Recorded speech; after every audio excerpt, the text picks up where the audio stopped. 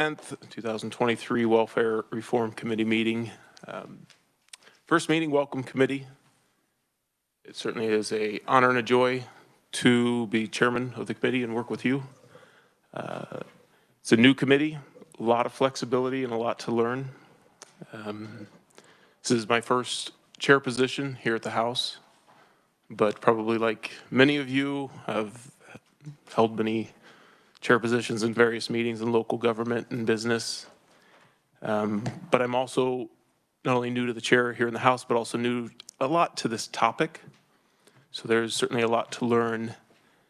It brings me to a point I think is very important to make. I fully recognize I'm not the smartest person in the room. There are many members on this committee who have the legislative experience and the professional experience on these topics that greatly exceed mine. So I will show absolute respect to your understanding and experience on these topics, and I want to work with you to help you be part of the committee and part of the great work we're going to do. So keep that in mind.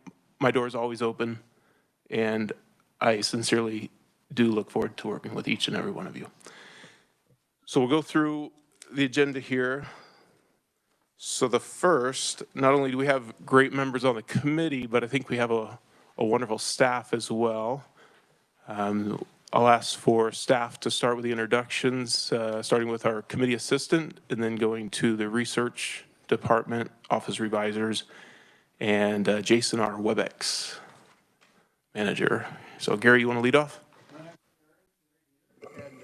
Glad to be on this brand new committee, and it'll be exciting to see what can be done here. I'm a native of North Topeka.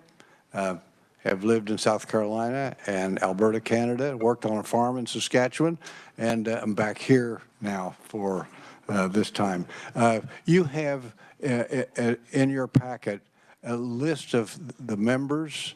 And there's as much information as I could gather. Would you fill out what other information that would be helpful for the rest of the members, and give that to me after the meeting is over?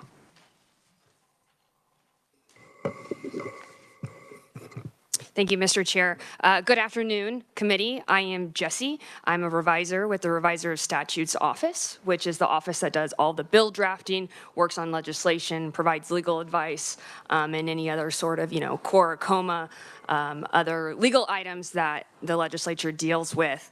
So this is my fourth session as an attorney with the office. I previously was the Children and Seniors Revisor, so that is some of my experience in this topic.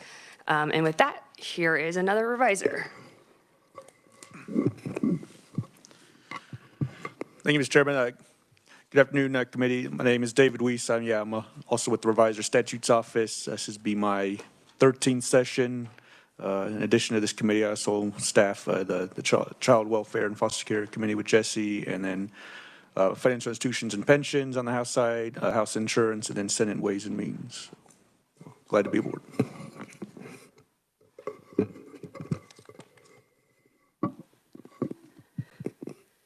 Good afternoon. My name is Iraida Orr. I'm with the Kansas Legislative Research Department. I'm sorry for my late entry, running between meetings. I help staff the Senate Public Health and Welfare Committee, this committee obviously, and also the House Committee on Child Welfare and Foster Care, and the Senate Financial Institutions and Insurance Committee. I typically work in the area of health and social services, but primarily health.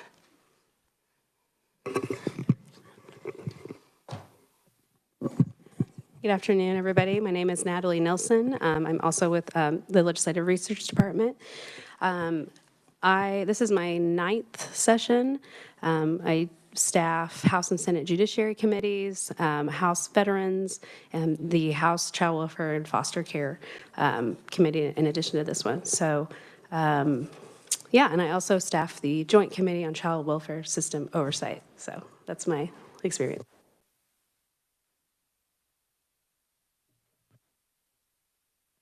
Good Good afternoon, committee. My name is Dylan Deere. I'm a managing fiscal analyst. My primary responsibilities are the budget. So I staff House Appropriations, Senate Ways and Means. I also do the budget for the Department of Children and Families, which I'm doing new this year, so it's a new experience. But I've been with doing budgets for about 13 years with the state, so I'm pretty familiar with how it's put together. So if you have budgetary questions, feel free to reach out. And Jason, you want to do a quick intro? Hi, my name is Jacob Bryan. I am with the AV team, and I will be your resident AV technician here. All right. So, that's a good point. Should have mentioned we are live, I believe, correct? So very good. So, thank you very much. Looking forward to working with all of you. So at this point, we'll do a little bit of committee member introductions. This may be the first time and only time you're asked to do this in the Capitol, but talk more about yourself than less. It's always interesting to learn more about the backgrounds of each member of the legislature. It's quite diverse. So if we start with the ranking member, and then we'll just go around and then start with Representative Roth and come on back. Thank you, Mr. Chair. Can you hear me okay? My name is Heather Meyer. I was elected to represent House District 29. I was first appointed to replace Brett Parker in 2021, so I'm kind of a stale freshman, but I'm still freshmanish. My background is in social services. Specifically, I am a social worker. I primarily spent much of my time in the medical social work field, but within that field, we touch a lot of different areas of social services, child welfare, foster care, medical and indigent services, and things of that nature. So this is right there in my wheelhouse. I'm very excited to get to know you all, work on this committee, and see if we can find some consensus on how we can work to make our state better serve our citizens. With that said, I also do want to tell you, since it is our opportunity to give you a little bit of background. So personal background, and one of the reasons why I actually became a social worker is because I grew up with a single father. We did rely on benefits growing up, so I understand this very innately. This is something that I am very passionate about, have had a lot of experience with, and know quite a bit about personally. So I just wanted to share that little bit about me. I probably will share a little bit more about that in the future, but I do think that it's important that we have people who have actually had lived experience, both personally and professionally, representing, our constituents' wishes and voices on this committee. So that is why I'm very proud to serve on this committee. Thank you very much.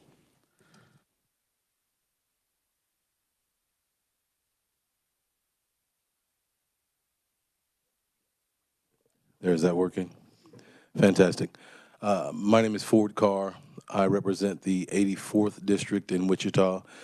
This is my, I call it my freshman plus term. I was originally appointed to replace the now late Gail Finney, and subsequently I ran for office and was duly elected for the 2023 session. My background professionally is an engineer. I've been a community activist for all of my adult life, as well as an advocate. I have a nonprofit organization that does various things in the underserved community in which I serve and live. I've been doing that for, again, just about as long as I can remember, with respect to my adult life. I'm very, very pleased to be on this committee. I've got some things that I would like to speak to initially, with respect to the word welfare. This being my freshman session, I'm not exactly sure what that entails, but I know the negative connotation that goes with that. I would like to petition this committee to think about the possibility of a different term. There's just a certain negativity that goes along with the word welfare. Maybe we can't come up with something better, but certainly if we can, I would like to look at that. That being said, the reason that I'm passionate about that is because coming from a single-parent household myself, I remember when I was a child and in my neighborhood, they would say, well, you're on welfare. And it's always carried that negative connotation. So again, that's something that I would like for this committee to look at, possibly rewording. That being said, as it's obviously clear, I am African American, and I would ask that everyone here see me as such. Culturally, we probably don't have the same backgrounds. I don't want you to look at me and say, well, I don't see color. I certainly need you to see my color because that's indicative of my cultural background and who I am. It doesn't mean that I'm any more or less than any of you. It only means that I'm different. And if we're actually going to value our diversity, we need to see that. So once again, I'm Ford Carr, representing the 84th District in Wichita, and I look forward to working with all of you. Thanks, Ford. My name is Bob Lewis. I'm from Garden City. I represent the 123rd District. I'm also new to this process. I'm new legislator. Some of you may have known my predecessor, John Wheeler, so I'm replacing John. I'm a lawyer like John. I was a federal prosecutor for a number of years in the early 1990s, prosecuted mainly narcotics traffickers in Los Angeles. I practiced law in New York for about 30 years, and more recently I came back to Garden City, my hometown, and I've been practicing remotely with the same law firm for about 5 years. My practice focuses on representing survivors of childhood sexual abuse and also victims of child pornography. I'm very committed to children, and they always bring out, emotion in me when I think of the children and how our society treats them. And so that's a passion of mine that I'm interested to bring to this committee.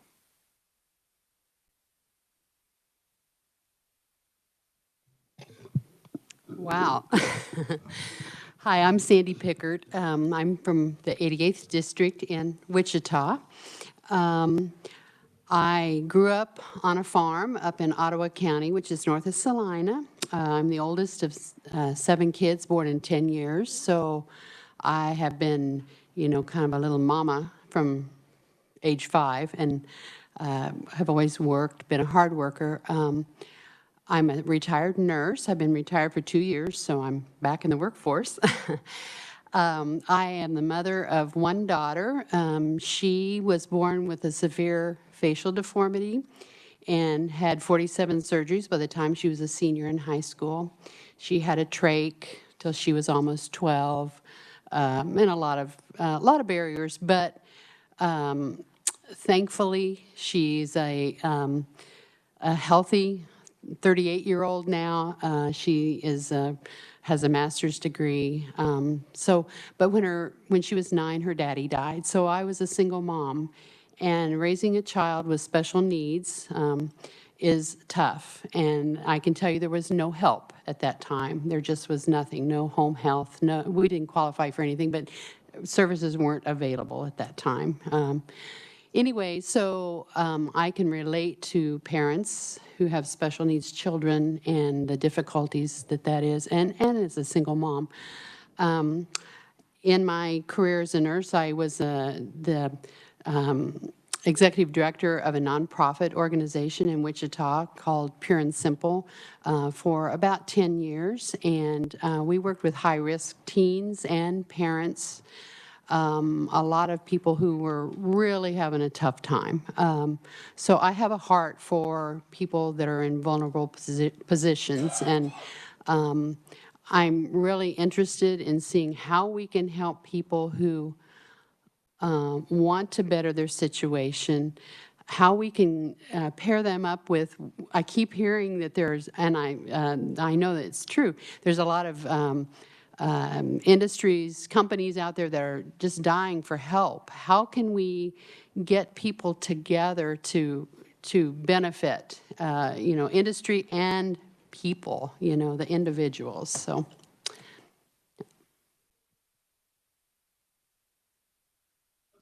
Hi, I'm Susan Humphreys, and I'm super happy to be on this committee.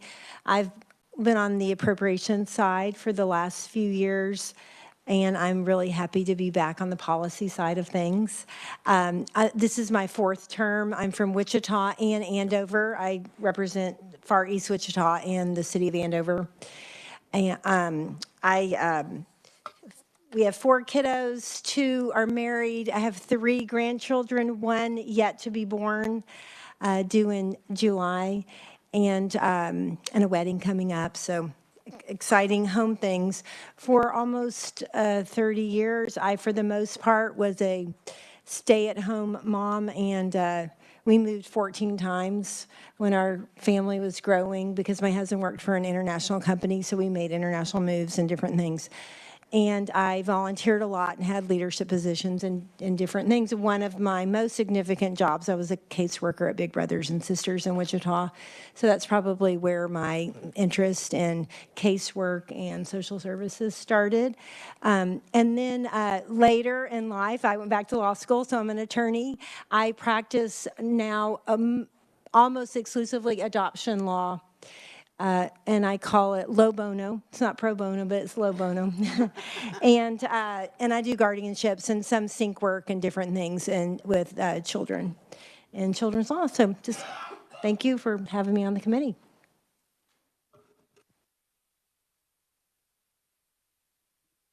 Hello, my name is Dennis Miller. I'm with District 14 out of Olathe, Kansas. I guess that would be, Kansas would be where I'm here. But I retired at age 60, 16 years ago from the Air Force and civil service. And at that point, I started volunteer work with the food distribution program in Johnson County and the Olathe area. And also distributing or having meals at our church, free meals, and meeting people on the food distribution program and Meals on Wheels. I came in contact with a lot of people that probably were welfare individuals, and that was one of the reasons I put down this committee, because I'd like to help those people that I actually delivered food for, put in their refrigerators, and did other various little things that a lot of the food distribution people do when they deliver door to door. And also, I picked up food and delivered it to different churches from grocery stores and establishments like that. So that's my background as far as social work that I did. But I'm looking forward to what we can do for the people in need. So, that's it. Hello, I'm Webster Roth. I was elected to District 79, and so this is my first time here in the House as a representative, and I'm going to just sit and watch and learn a little bit of my background. I started in 1981 with a state agency called Social and Rehabilitation Services at the Winfield State Hospital and Training Center. I was, you could say fortunately or unfortunately, a part of the management team that got to close the state hospital, and then part of the management team that got to open the Veterans Home at Winfield after the state hospital closed. And so I have 32 years state experience. I retired in 2013. I managed the Soldiers Home at Fort Dodge. I'm also a certified public manager with the state of Kansas. And I don't know what else you need to know. I've got 3 kids and 3 grandkids, and just I'm just pleased to be here to lend whatever I can to this committee. I've got a lot of background working in I worked on the police department. Most of our stuff was domestic violence and kids in a lot of, with just a lot of challenge. It broke my heart. And so there's a lot of work that we can do, and I just hope that we all work together, because if we do, we're going to achieve more than we will individually. So thank you for letting me be on here. And also, just one quick note, I'm not on the list, so I'm not for sure I should even be here. Okay.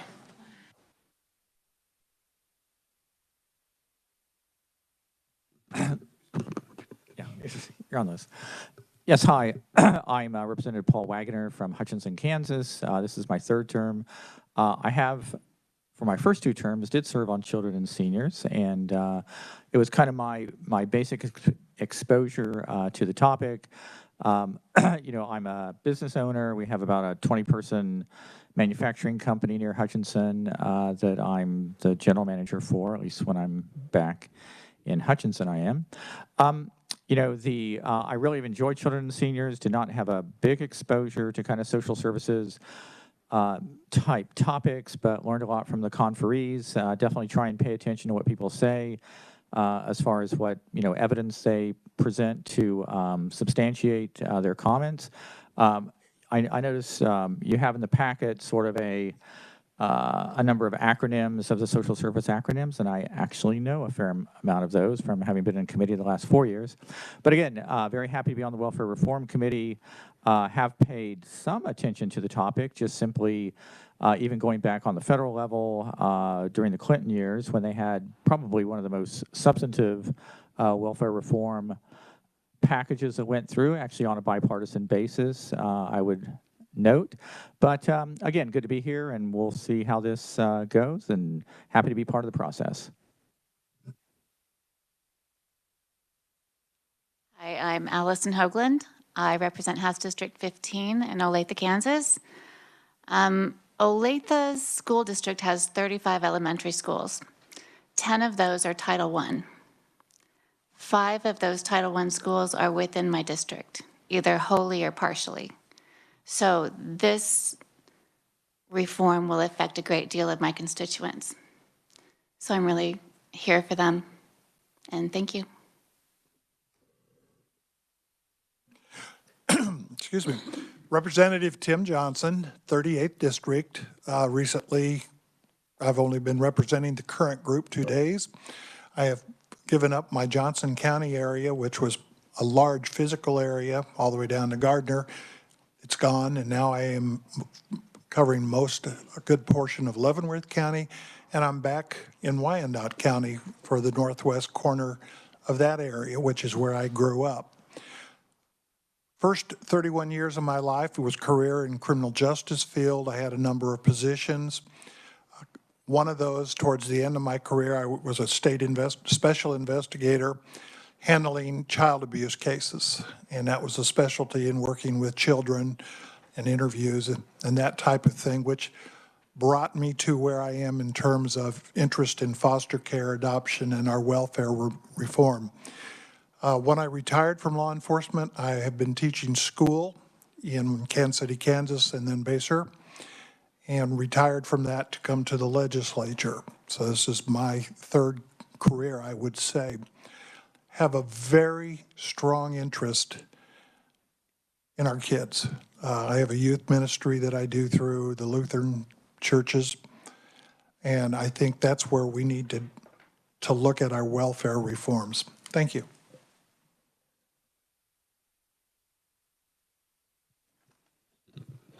Hello, I'm Leah Howell, and so just as you said, tell a little bit about myself. I will say that I grew up in a fairly large family. I'm the oldest of 5, and in my family and extended family, we have a number of adoptions, both through private and foster care.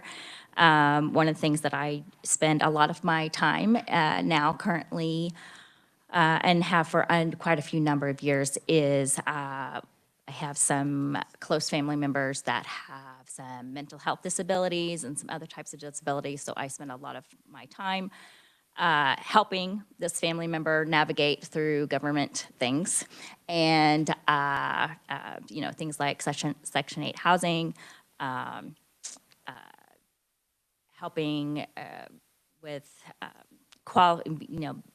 qualifying for disability, all those things. It was a lot of hand-holding and a lot of things that those things are not easy to do. So it's not simple. So it's taken, I've spent years actually helping one family member do these things. So I am, as a general rule, very interested in making sure that we have very reasonable and clear guidelines to be followed, but at the same time, we need to make sure that what government does well, and that we meet those standards. So that is kind of just a little overall of perspective. I have 5 children, and I have number 6 grandchild coming and on the way. So I'm hoping the timing on that works out with the end of session.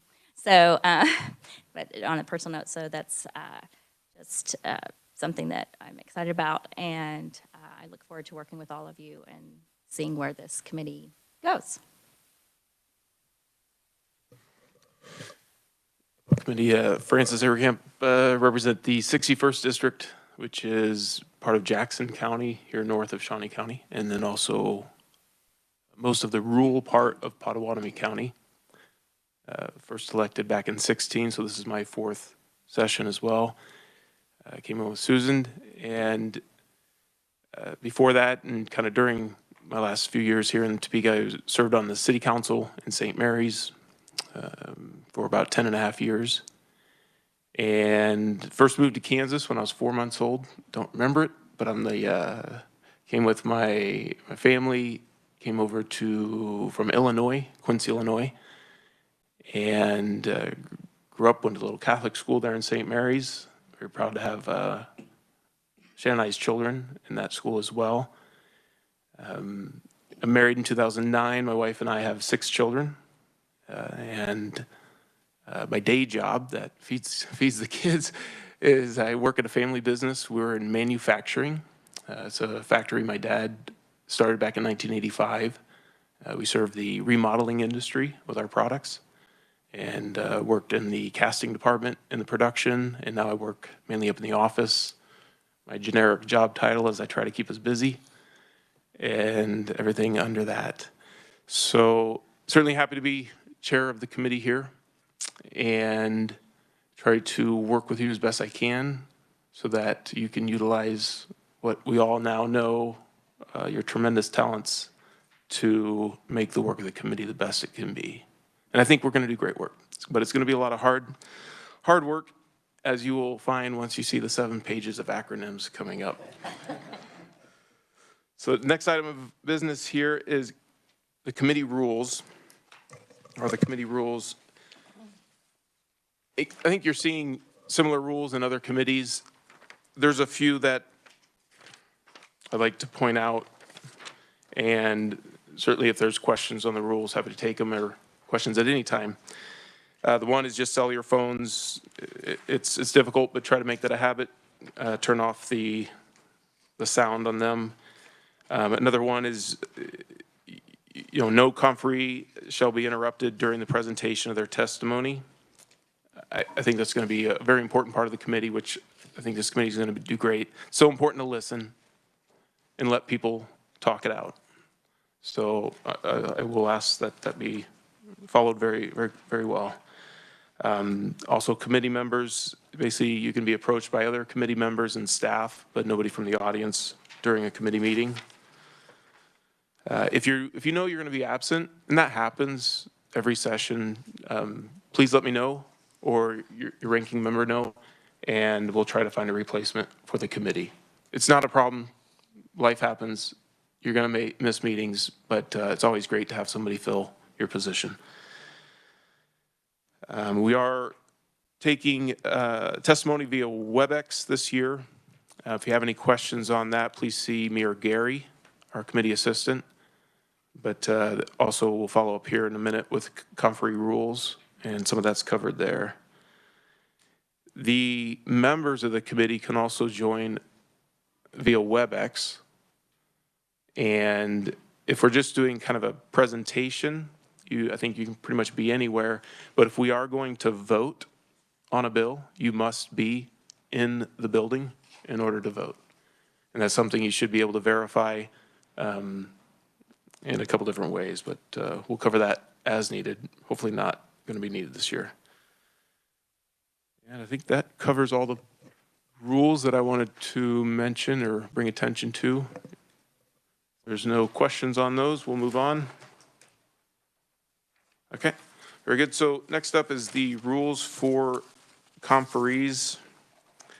I think everybody has a copy of these. They're also available online. Is that right, Gary? So, okay, so if you have on the website, so on the web page, I think for the committee's website page on the legislature's website. If you have people who want to testify, please direct them to the rules here. It tells them about the copies of paper.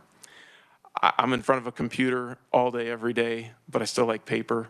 So I will ask for the paper copies for the committee. There's probably no questions on the rules for the conferees, so we'll just keep moving on then. No questions on anything so far? Good. So next up, first item of business for every meeting will be bill introductions. So we'll stop for a moment here. Are there any bill introductions from the members? Any bill introductions from the audience? Great. All right, so next up, we have a quick discussion on the purpose and scope of the committee. So it's going to be rather general here, but as I think our leadership has made very clear, they're giving a lot of flexibility to the committees, the committee chair, to direct the work. It's a new committee. I think we're going to remain very flexible throughout the year. So as things come up, as ideas present themselves, which often happen after we start talking about an issue, certainly happy to remain flexible and bounce around a little bit.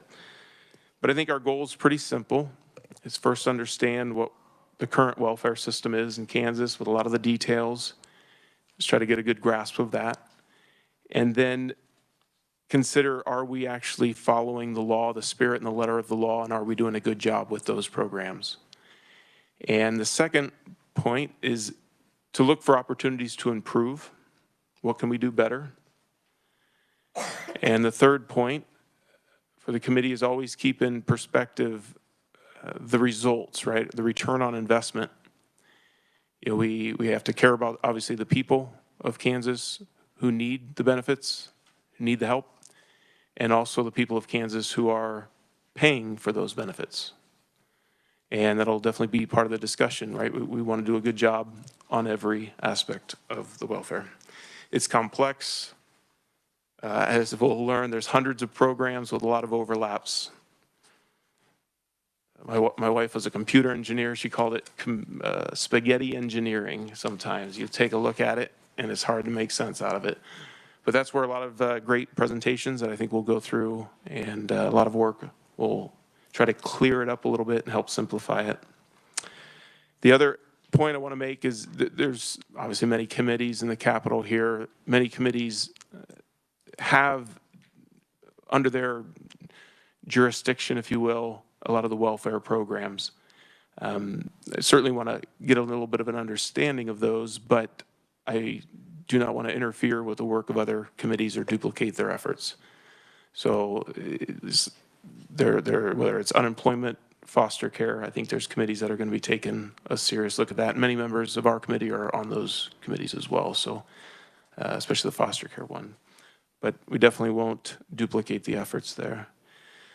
So kind of leading up to one of the presentations from research, I've spent a lot of time with them over the last few weeks and trying to take a look at where do we start.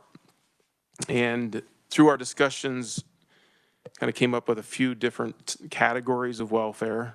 And those categories kind of more of a traditional welfare, which is more TANF, SNAP, child care, those type of programs. I think that'll be our main focus. Other welfare programs, which get a little bit more large and complex, like medical ones, we will touch on that, but I think that's more the health committee. Corporate welfare, maybe a little subtle jab. That's more the Commerce Committee, but corporate welfare, I may touch on that a little bit. Just that's taxpayer dollars going to businesses. It is a form of welfare, and I'm sure there's many more we'll look at. But definitely we'll start, spend most of our time on the traditional welfare programs. There's no questions. We can move right into the presentations by research. So with that, happy to turn it over to Natalie. Thanks.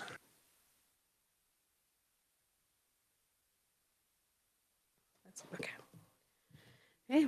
Good afternoon, everyone. Once again, I'm Natalie Nelson, Principal Research Analyst with the Legislative Research Department. I am going to give you guys a little bit of a sort of a framework, so to speak, to when you think about these welfare reform. So we have identified, oh, sorry, before I get started, you guys will have this on a blue piece of paper, is the one that I'm, yeah. Yes, there's many handouts. So yes, this is the components of welfare reform is what we have called it. So essentially, when reviewing a social welfare program for opportunities for reform, there's 6 distinct components that can be contemplated. So you have eligibility of persons stated to be targeted recipients for the intended services, the delivery method by which the services may be provided, compliance with the program's enabling statutes or other authority, the funding sources for those programs, controls to protect against fraudulent activity, the effectiveness of a program to accomplish its articulated goal. So as I said, this is going to try to give you a little bit of a framework for, and I'm going to do the first 3 components here, and then my colleague Dylan Deere is going to take over. So first we have eligibility. So, to receive governmental assistance, a recipient must usually meet certain criteria to show that the recipient doesn't have the means to provide for themselves or their family. And that's usually, for the things you think of, is usually determined by assessing household income and household size. So as an example, to be eligible to receive benefits under the Temporary Assistance to Needy Families program, or TANF, which you'll hear it called, applicants must be pregnant, have children under the age of 18, or be under the age of 18 themselves and the head of their household, and the following. So either a resident of the state in which they apply, a U.S. citizen, legal alien, or qualified alien, employed or underemployed, and have a low or very low income. And when I say those words have specific meanings in the enabling statutes as far as what low or very low income or employed or underemployed means. I didn't provide that to you, but just know that there's usually an actual definition of those sort of vague terms. So states administer the assistance provided under TANF, the federal program TANF, and may impose additional criteria on recipients.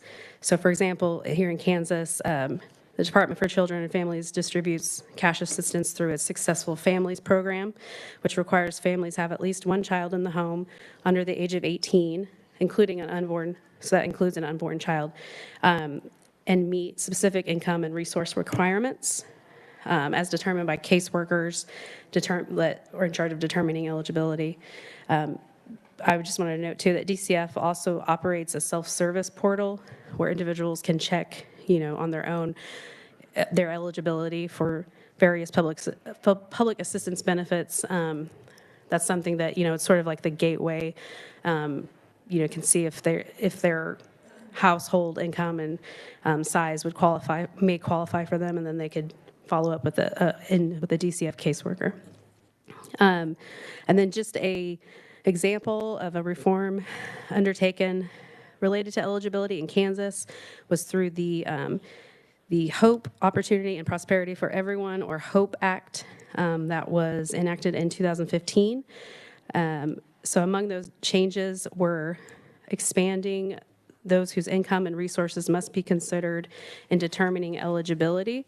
assistance to include cohabiting partners in addition to a husband and wife that are living together, making a family group ineligible for TANF if one household member has received the maximum number of months of TANF assistance under state law, and allowing the Secretary for Children and Families to consider the equity owned in any boat, personal watercraft, recreational vehicle, or all-terrain vehicle as a non-exempt resource of income.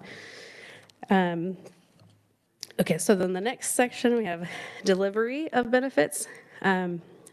So delivery can refer to the method by which benefits are delivered. So, by postal mail, by email, or in person at a service provider's office.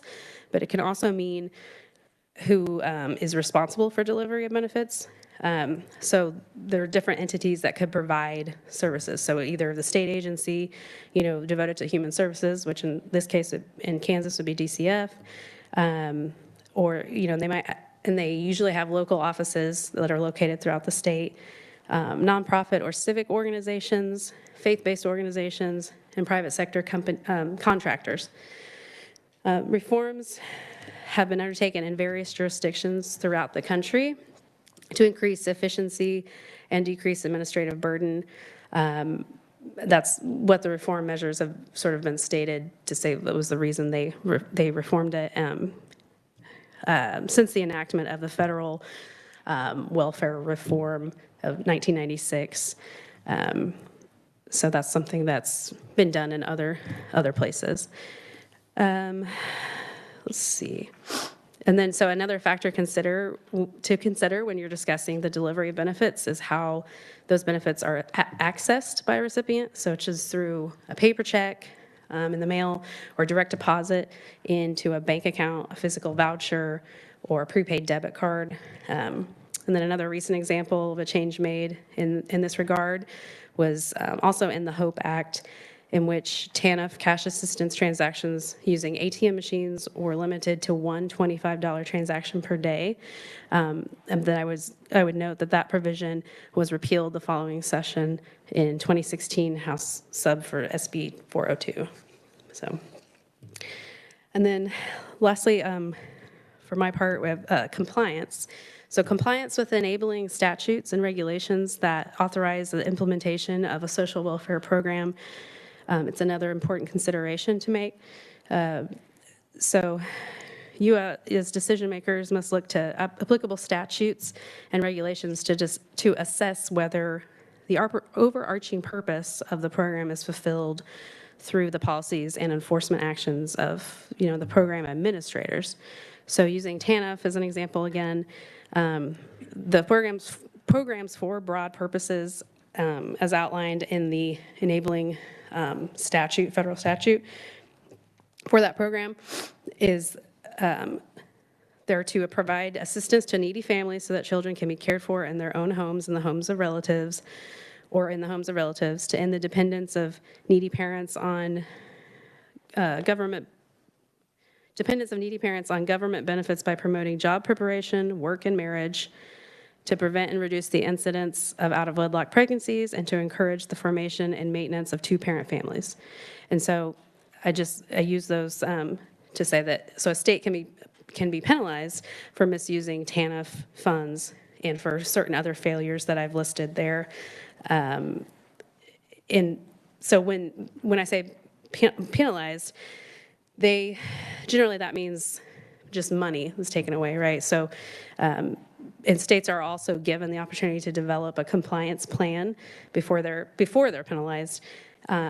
And then the total penalty amount assessed in a given year may not exceed 25% of the state's block grant allotment for TANF. So, and then lastly, a example here in Kansas that arose was in July 2019 when Attorney General Schmidt called upon the governor to rescind her administration's policy of providing food assistance to certain able-bodied adults with dependents who are not complying with work requirements set by state law.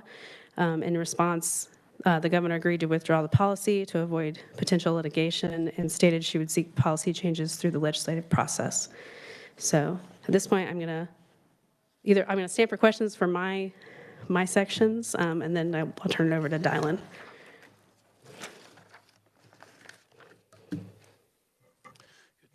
Thanks, Natalie. So committee just, and where'd this come from a little bit? Meeting with research, once again, just trying to simplify how can we approach this topic. You may see these categories or these 6 elements. I may request that some agencies kind of reference them in some of their presentations, just so there can be some consistency meeting after meeting. So trying to find some way to help get a repetitive system, so we don't get lost in the jungle of terminologies each meeting. So thank you very much for your work, Natalie.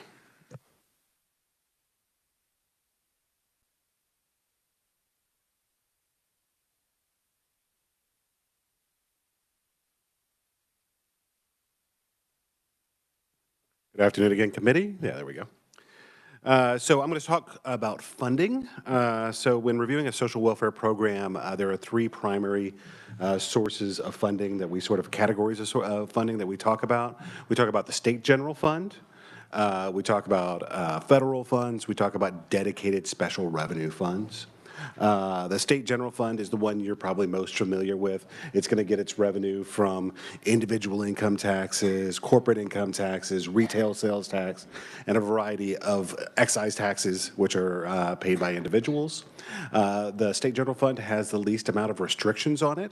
So pretty much you as legislators can dedicate the state general fund for most any purpose that you choose. It also is the source of funding which has the highest level of scrutiny. So when there's increases of expenditures from the state general fund, legislators tend to take a notice when that happens. Moving on, we have dedicated special revenue funds. So a dedicated special revenue funds are statutorily restricted in how they can be used. Okay, so it may come from a very specific source. Okay, and then the statutes will tell you exactly how those funds can be used.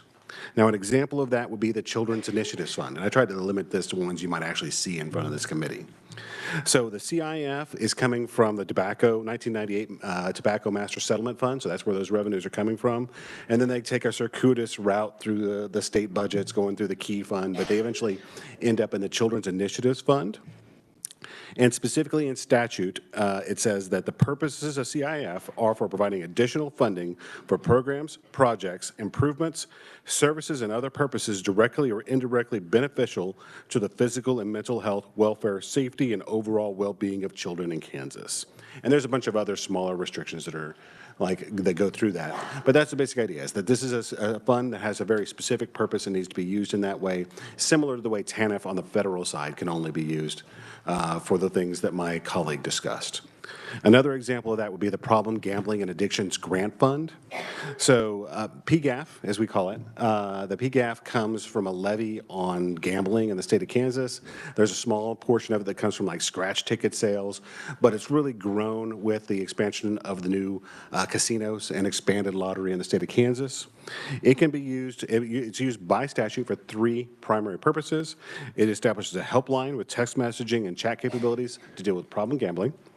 It is for the treatment, research, education, or prevention of pathological gambling, or it can be used to treat alcoholism, drug abuse, and other addictive behaviors and other co-occurring behavioral health disorders. Now, of course, that's kind of the exception that rules the roost. The majority of the funds are, in fact, expended on that 3rd category as opposed to the first 2, and that's just because of demand, obviously. A 3rd primary source of funds, we'll move on to that, is federal funds. Federal funding may be restricted in its use by statute. We just discussed the TANF. Additionally, federal funding often has very specific match and maintenance of effort requirements. So a match for a federal grant is the non-federal share of the total project costs that a grantee is required to contribute to achieve the purposes of the award. So that's basically how much the state has to kick in order to draw down those federal funds. And those come in varying ratios. You know, you could have a 1-to-3 ratio, a 1-to-5 ratio, stuff like that. It's relatively uncommon that there's no match requirement that's associated with federal funds. The feds just want to show that the state has some sort of skin in the game that's involved in that. And maintenance of effort, or MOE, we often refer to it as, refers to the requirement placed upon federally funded programs to demonstrate that there's a level of local and state funding remaining that's sort of constant. okay, from year to year. And in the event that that funding falls, okay, you can lose eligibility for various programs and even have disgorgement, where you basically pay back the federal government for monies that were received from using non-federal funds.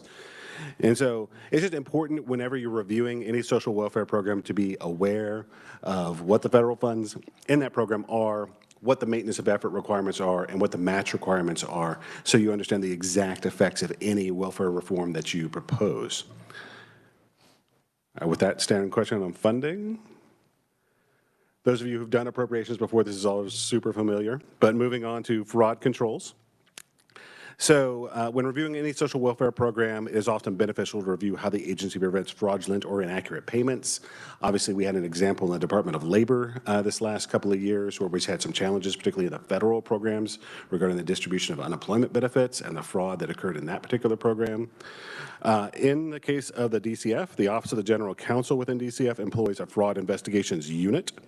That unit is comprised of a director, chief investigator, fraud hotline receptionist, and there's 16 fraud investigators and 4 benefits eligibility experts. And those aren't all here in Topeka. They're actually spread across the state to the various DCF offices. And the job of that Medicaid fraud investigation unit, or that fraud investigation unit, is to investigate, detect, prevent, and prosecute welfare recipient fraud. There's also a Medicaid fraud control unit inside the Office of the Attorney General. But one good question to always ask is, when you're looking at a social welfare program, I mean, what is being done to prevent fraud in order to ensure that those benefits are going to those who truly deserve them, and what kind of measures are used by those to determine those? Another way that sort of formal fraud investigations work is through memorandums of understanding or memorandums of agreement. These are arrangements between state agencies to share information in a confidential fashion. So maybe an applicant comes in, they apply for it, they'll compare it against records at the Department of Labor or records at the Department of Revenue, tax records at the Department of Revenue, in order to be able to verify income eligibility and stuff like that. So it's these, sort of leveraging these various databases through these memorandums of agreement, memorandums of understanding in order to verify eligibility, okay, and also to verify that no fraud is occurring in those cases.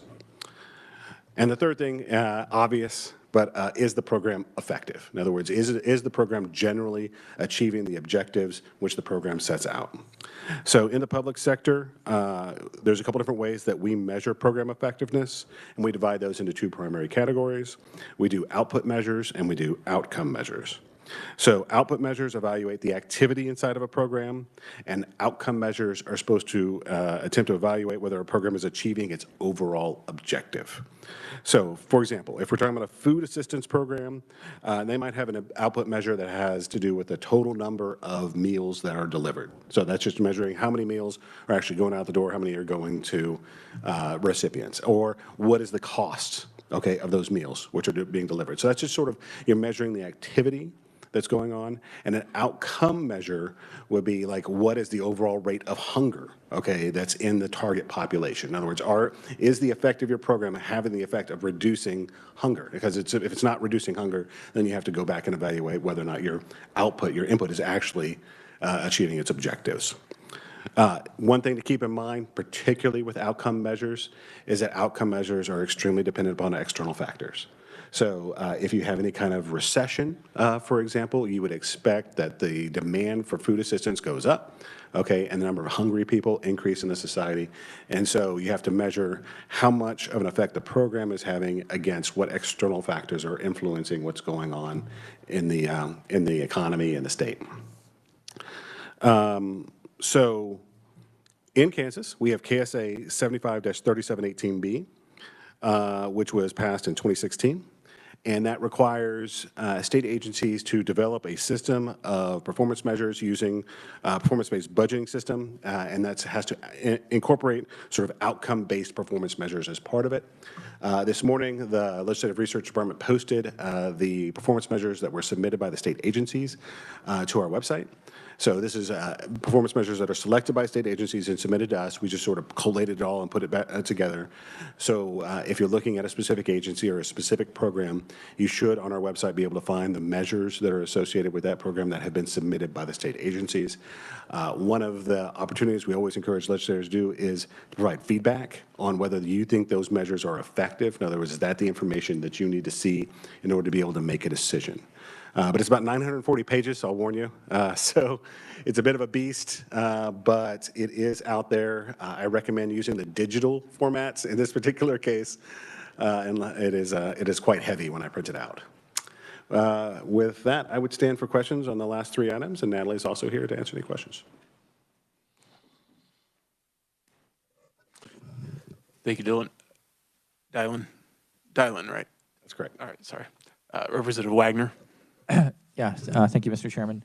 Dylan, I'm very interested on the maintenance of effort requirements.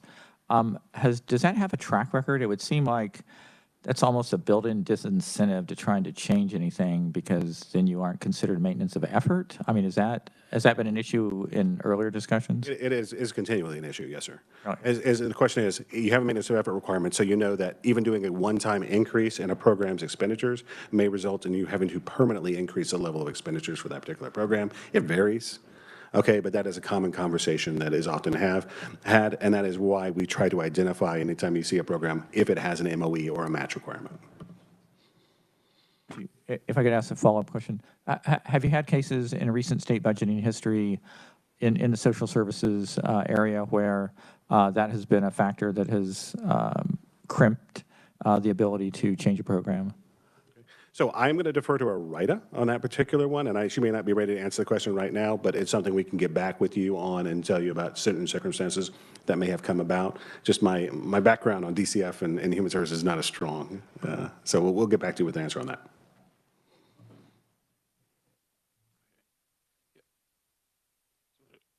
Real quick, I'm going to hop over to Representative Humphreys. She had her hand up first. Go ahead, and then I'll come. Thank you.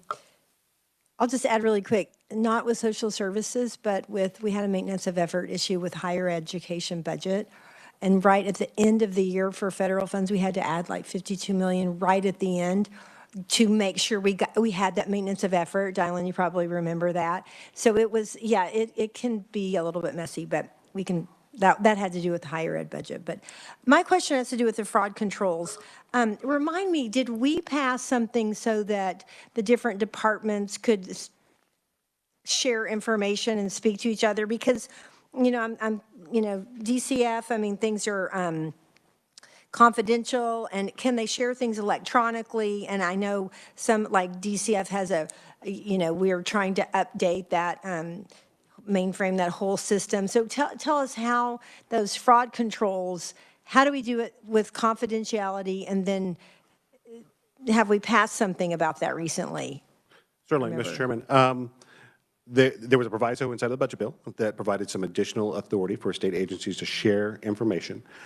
Anytime you have an MOU or an MOA, okay, those are actually written agreements where the parties to the agreement agreed to be held to confidentiality. So those are legally enforceable agreements to hold that information confidential. And I believe it was specifically with the Department of Labor. But why don't I pull the language specifically for you, and I'll get back with you. I'll show you exactly how that worked. Okay, thank you, Donna. Thank you, Mr. Chair. Representative Holland. I'm just curious how much fraud has been discovered. I mean, dollar for dollar, are we spending more money finding it than there is being fraudulently filed for? So, I mean, it just depends on which fraud you're talking about and in which program you're talking about. Obviously, the unemployment fraud audits that we saw had hundreds of millions of dollars were detected in the unemployment system. There's also a question when it comes to as far as how much is detected. If you don't have a program at all, obviously your amount of fraud will increase because there's no consequences for it. I did not see any measures specifically that were submitted with the Department of Children and Families for the fraud control unit for those determinations, but I am looking into that issue right now. I'll get back with you.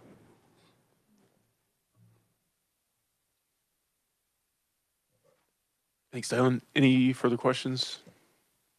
Committee? All right. Very good. Right. Thank you again for your work preparing that.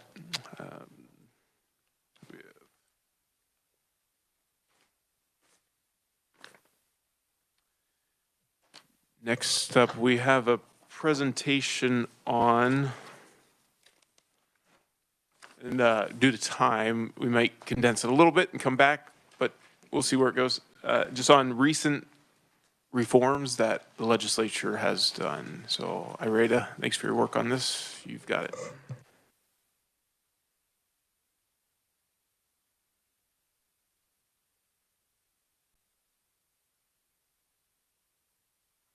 Ah, there we go. I'm Idaida Orr with the Kansas Legislative Research Department.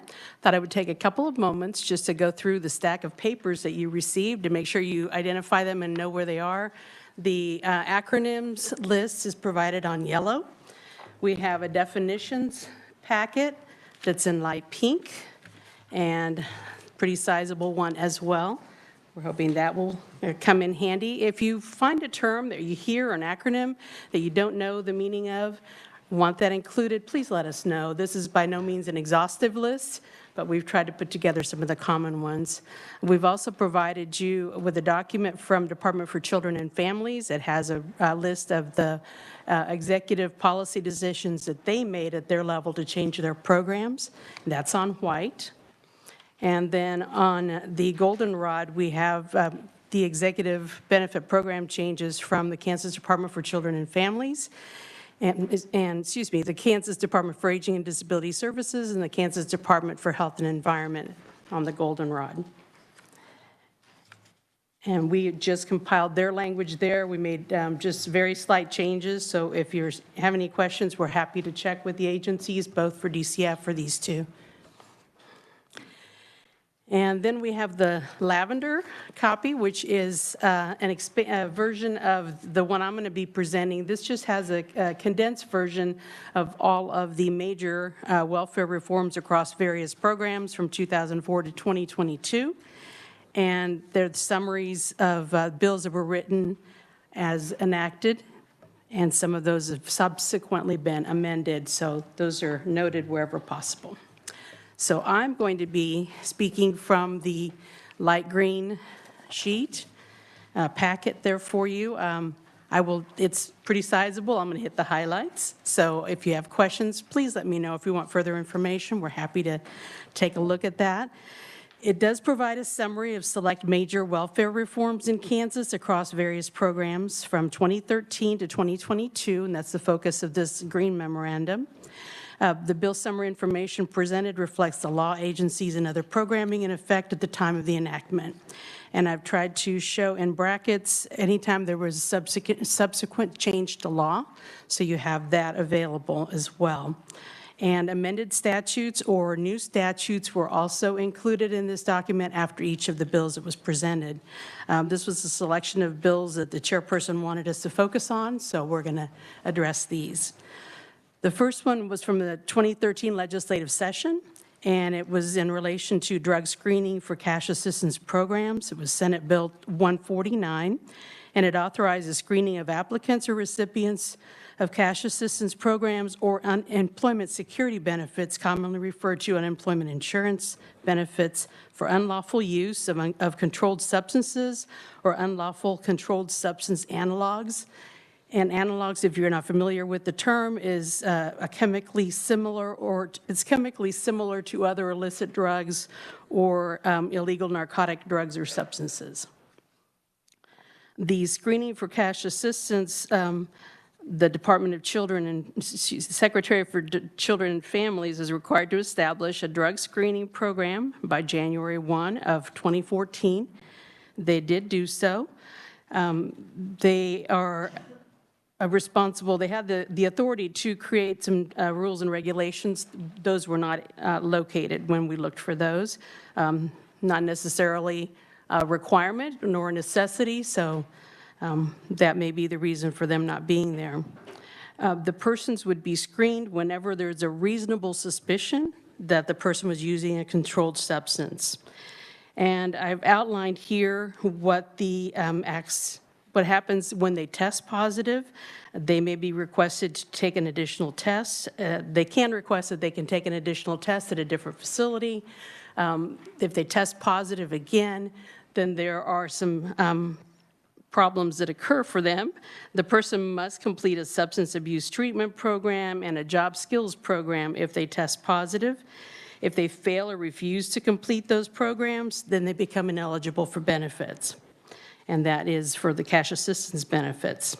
If they test positive a second time, then for cash assistance from the DCF Department for Children and Families, terminates for 12 months or until both of those programs are completed a second time, whichever occurs.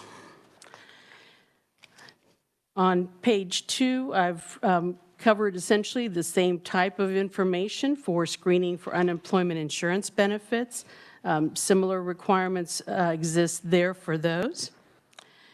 And of note, you might note that employers must report the Secretary of Labor the name and address of each applicant who has refused employment by reason of misconduct or other information that's required by the Secretary. Other provisions of that particular bill, Senate Bill 149, adds the members of the Senate and House of Representatives to the list of state employees who are eligible for drug screening if a reasonable suspicion is present, as determined by the Division of Personnel within the Department of Administration. Next, we will go into 2013 sub for House Bill 2105. And that is in relation to the revisions to the UI contributions, benefits, and administration of the UI Trust Fund. I'm going to focus on page 3 at the eligibility for unemployment insurance benefits. The bill did revise provisions of employment security laws and also contributions paid by employers, and then the eligibility for UI benefits and the administration of the UI system by the Department of Labor.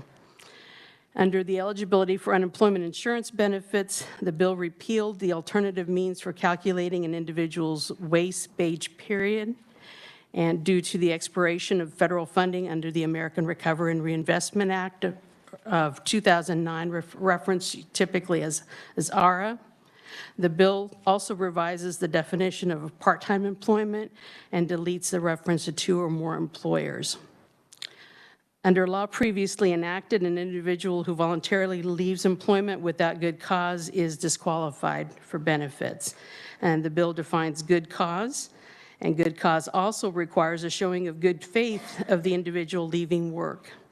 There are 12 exceptions in the law to prevent a person from being disqualified for benefits. The bill also defined misconduct to include a violation of a company rule if the employee knew or had reason to know the rule was lawful and reasonably related to the job, and the rule was fairly and consistently enforced. Misconduct also includes tardiness and leaving work early without permission. The definition of gross misconduct was revised by the bill to include theft, fraud, intentional damage to property, and intentional infliction of personal injury or conduct that results in a felony. And it does, misconduct does disqualify an individual for UI benefits until they're reemployed and have earnings equal to 3 times their weekly UI benefit amount. I'm going to move down to middle of the page. You will notice that the bill does reorganizes existing provisions pertaining to alcohol and drug use on the job and includes 4 substantive changes listed there for those. If a person makes a false statement of misrepresentation, the bill lengthens the disqualification period from 1 to 5 years. The unemployment rate is based on the number of weeks of UI benefits.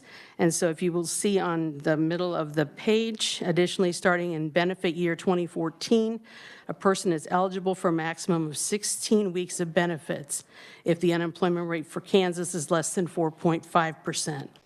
And then if it's equal or greater than 4.5 but less than 6, then they're eligible for 20 weeks of benefits, and on to up to 26 weeks of benefits when it's equal to or greater than 6.0%.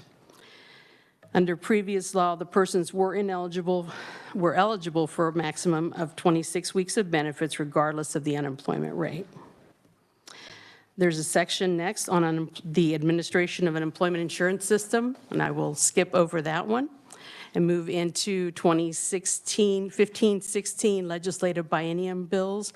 The first one is regarding eligibility requirements for temporary assistance to needy families and also child care assistance and food assistance. 2015 Senate sub for House Bill 2258 was commonly referred to as the Hope, Opportunity, and Prosperity for Everyone, or HOPE Act, and it places authorization of the Temporary Assistance for Needy Families, or TANF program, in statute rather than by rule and reg, which had been used to establish the program. It modifies and creates certain definitions and requirements pertaining to child care, TANF assistance, and food assistance program, and it repeals certain sections of law that authorize the Can Work Act and general assistance. And the bill also requires an electronic check for any false information provided on an application for TANF and other programs by the Department for Children and Families. And TANF, or DCF, for the Department for Children and Families, is required to maintain sufficient staffing to conduct work program case management services in a timely manner. There's a section next on definitions. It defines assistance. It's redefined to include food assistance and does not use the terms food stamps or coupons. They also renamed the Aid to Families for Dependent Children and changed that to TANF, Temporary Assistance for Needy Families. And then the uses of TANF were broadened to include meeting the needs of a qualifying caretaker of a dependent child. And the definition of dependent child or children omits the reference to a child who is deprived of parental guardian or guardian support or care, a full-time student in a vocational or technical program, and expected to complete the training prior to 19 years old. And then the definition makes reference to children in the care of adoptive or care of biological or adoptive parents, or those persons appointed by a court to provide care. There was reference in the statute to blood relative, and that has been removed. Definitions for general assistance and transitional assistance were removed, but I will reference the TANF diversion assistance definition, which means a one-time voluntary payment in lieu of ongoing TANF assistance. That topic comes up in a later bill, so it might help to know that. And this assistance is designed to meet a crisis that endangers an applicant's ability to remain or accept employment. A household that has a recipient accepting TANF diversion assistance is ineligible to receive ongoing TANF assistance for 12 months following the payment of diversion assistance. And the recipient may receive a maximum of 42 months of TANF cash assistance during a lifetime. If the recipient has received a diversion payment, it was changed to a maximum of 18 months in 2016. There is a hardship extension available for TANF benefits that may be granted by the Secretary for Children and Families. The TANF assistance requirements are listed here. I will note that adults who are ineligible, aliens, or receiving supplemental security income, usually referred to as SSI, are not required to complete an assessment process, and an adult is exempt from the work program assessment if the applicant can demonstrate any of the bulleted items on this page, and if those are present. Recipients are limited over a lifetime to receiving 36 months of TANF assistance. The bill allows a hardship assistance during 12 months if the Secretary finds the recipient to meet any of the other qualifications outlined here. Trying to rush through this. We have a lot of information here. We do have requirements for work participation. To meet those mandatory work requirements, households are required to work at least 30 hours per week, which includes 20 hours of primary components and 10 hours of secondary components in one-parent households where the youngest child is 6 years of age or older. In two-parent households, participation hours are 55 hours with 35 hours per week if child care is not used. And the maximum assignment per week per individual is 40 hours. Outlined there in the middle of page 7 is the federal participation requirements for work and for two-parent families and for single-parent families. And further on the page, you will see primary component list defined there and also the secondary components. The parent or caretaker of a child less than 3 months of age is not required to engage in work participation. The 3-month limitation does not apply to a parent or caretaker personally providing care for a child born significantly prematurely with serious medical conditions or with a disability as defined by the Secretary. Okay, we're going to turn to page 8. At the top of the page, we have information regarding what happens when a TANF participant or a recipient for child care subsidies engages in non-cooperation, which is defined by the bill. And for each instance, there's a certain number of months that this individual is unable to receive benefits. No TANF cash assistance is available for the purchase of certain items, which is the second paragraph on page 8, and includes alcohol, cigarettes, concert tickets, collegiate sporting event tickets, and the like. There's a photograph of a recipient on some Kansas benefit cards that are issued by DCF. Those are to be placed on there only if agreed to by the recipient. And there's information provided there regarding the automated teller machines, ATMs. The transactions were limited at one point to $25 per transaction per day. That was later changed in statute. Several bills, or I have the information about the different bills. The TANF cash assistance withdrawal from ATMs for $25 was removed, as was the amount the Secretary was allowed to move the amount up and down. That was also deleted in subsequent statutes. I have information on child care assistance. DCF provides child care support for a lifetime maximum of 24 months per adult to persons studying for degrees or certification that have an average job outlook as reported by the U.S. Bureau of Labor Statistics. And students are required to work for a minimum of 15 hours per week. If it's a two-parent household, child care support is not provided if both are exclusively going to school. With regard to food assistance, food stamps were renamed as food assistance, and eligibility is limited to citizens and qualifying non-citizens as determined by the U.S. Department of Agriculture. The Secretary for Children and Family is also prohibited from several things at the top of page 9. They're prohibited from requesting or implementing a food assistance waiver from the Department of Agriculture for able-bodied adults ages 18 to 49 without dependents. The Secretary is also prohibited from enacting the state option from the USDA for broad-based categorical eligibility for households applying for food assistance. Any person convicted on or after July 1 of 2015 of a felony involving a controlled substance or their analogs is disqualified permanently from receiving food assistance. And individuals are eligible for food assistance if they enroll and participate in a drug treatment program approved by the Secretary for Children and Families. I will move down to 2015 Senate sub for House Bill 2281. And that is relating to health maintenance organization privilege fee, medical assistance fee fund, and amendments to the TANF cash assistance ATM transactions.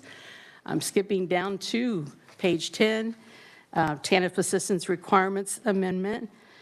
And it's to restate that the Secretary for Children and Families is authorized to raise or rescind the ATM limit in order to ensure continued appropriation of the TANF block grant through compliance with the provisions of the Federal Middle Class Tax Relief and Job Creation Act of 2012 that govern adequate access to cash assistance.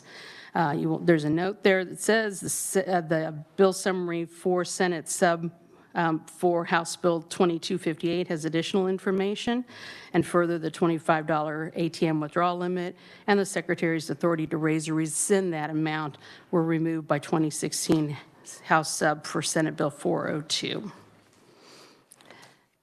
Moving on to public assistance eligibility and step therapy and Medicaid. I'll only be discussing the public assistance eligibility portion. House Sub for Senate Bill 402 from 2016 was commonly referred to as HOPE 2.0. And it makes changes to TANF and other related public assistance programs. And additionally, the bill removes the prohibition from requiring a Medicaid recipient to use or fail with a drug usage or drug therapy prior to allowing them to receive the product or therapy recommended by the recipient's physician. That's what's referenced by the term step therapy.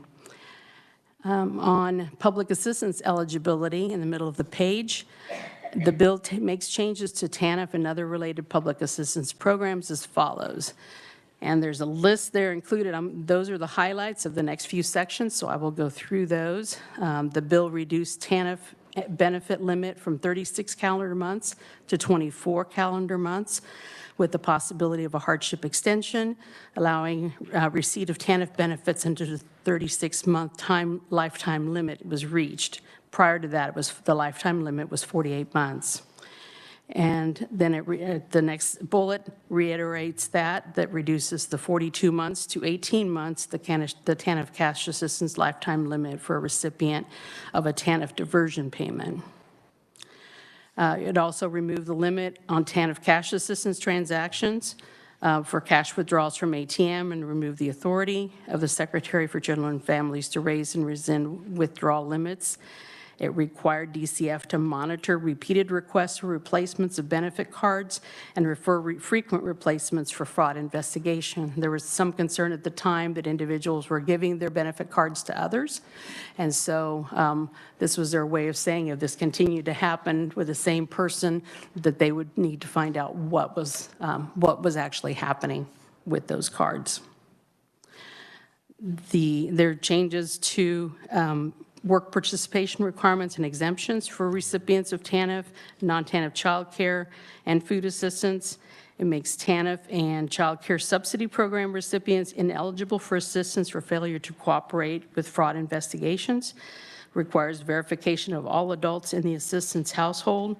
Requires monthly reporting of persons with lottery winnings in excess of $5,000 to determine any recipient's continued eligibility for public assistance as a result of those winnings, and addresses the recovery of public assistance debt owed to the state.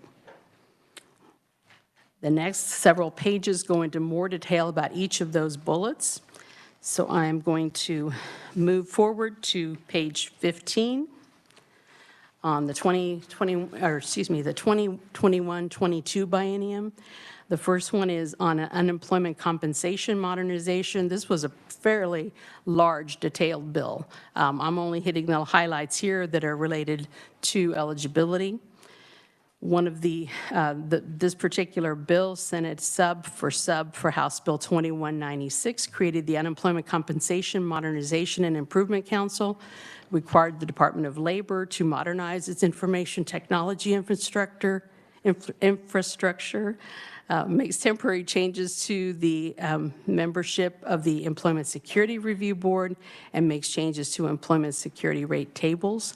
Requires the Secretary of Labor to provide tax notifications and certain employment security fund data reporting, provides for certain employer account protections, and provides transfers for a federal coronavirus aid to the Employment Security Fund and the Legislature Employment Security Fund. Also prohibits the continuation of federal unemployment compensation programs using state funds, adjusts thresholds for maximum benefits, modifies shared work program, and makes other employment security compensation changes.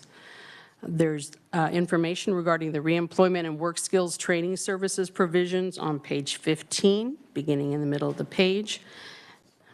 And then the work referral provisions occur on page 16. Those work referral provisions. If the individual refuses to return to work or refuses to an offer for employment, there's a process that they have to go to. Notification has to be provided. And then the Secretary of Labor is required to notify the individual that they have received a work refusal notification from the employer. The information that needs to be provided to that unemployment claimant is found at the top of page 17. There's also benefits disqualification for unemployment for fraudulent and misleading statements, and it creates the crime of severity level 5 non-person felony for an individual who makes fraudulent or misleading statements to obtain unemployment benefits if they meet certain criteria in the 4 bullets noted there.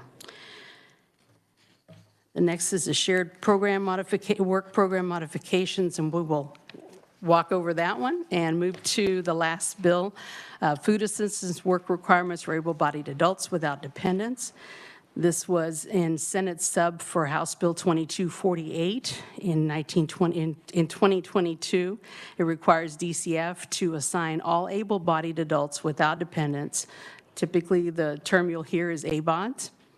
It makes them subject to SNAP work, those that are subject to SNAP work requirements established by federal law, requires employment and training program. And then the provisions of the bill only apply to ABODs that are aged 18 through 49 and only to individuals who are not employed at least 30 hours per week. That's a pretty quick overview of all the information that's there. If you have additional questions or want more information on a particular topic, please let me know, and I'm happy to stand for questions. Thank you very much, Rita. Just have a few more minutes, committee. Any questions? Like we're good for now. We'll have plenty of time in the future. Thanks again for all your work. Do you have something, Gary? Okay, so yeah, a little bit long of a meeting, but I think it's a good taste for what's been done and what we get to work with. No meeting on Thursday for this committee. We are a Tuesday, Thursday committee. Representative Concanon, Chair of Child Welfare at Foster Care, I think she is a Monday, Wednesday, and she's not able to meet yesterday or tomorrow or next Monday. So she asked for Thursday. So she's going to have a meeting on Thursday. And so she took this committee's time. And so our next meeting is next Tuesday. And with that, my office is 187 North, just on the first floor here. Please feel free to swing by or schedule an appointment anytime. Thank you very much to staff. Appreciate all your work, especially in the off season. And with that, we are adjourned.